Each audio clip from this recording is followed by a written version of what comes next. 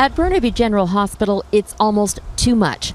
The staff is taking in so many patients, simply unable to deal with the heat. We've had a lot of people coming in with heat stroke. We're overwhelmed with people in the emergency room. We've got people lined up down the halls. The heat wave has turned deadly for dozens in the Vancouver area, many of them older people living alone. Seniors living in these apartments, they do act a bit as greenhouses. They don't have good cross ventilation. The coroner admits the province was caught off guard. I think it's very likely that many of us misunderstood the extreme risk. That we're not used to this heat.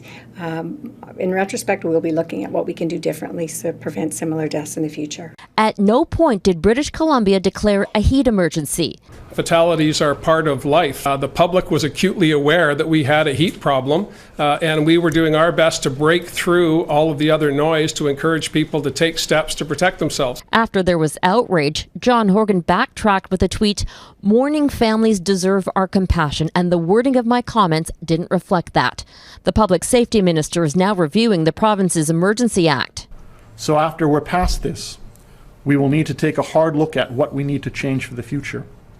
Ambulances haven't been able to keep up with calls for heat-related incidents.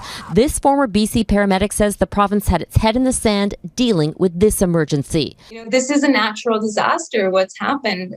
Temperatures in Vancouver are unprecedented, and obviously the numbers are coming out now. People have died. More criticism against the province coming from a former health minister.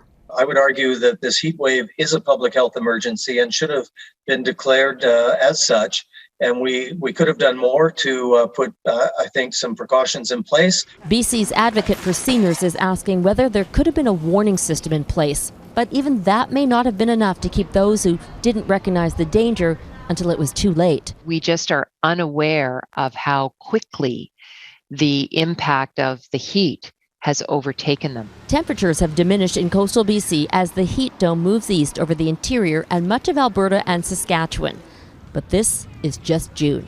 There are many more sweltering summer days ahead. Gill, Global News, Vancouver.